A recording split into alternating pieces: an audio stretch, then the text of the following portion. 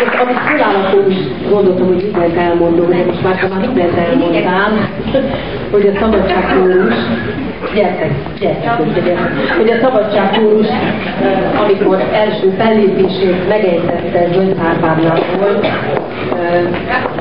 Ádám akkor is ott volt a kamerájával, és utána is mindig és mindenhol, a Kossuth téren, a Hősök terén.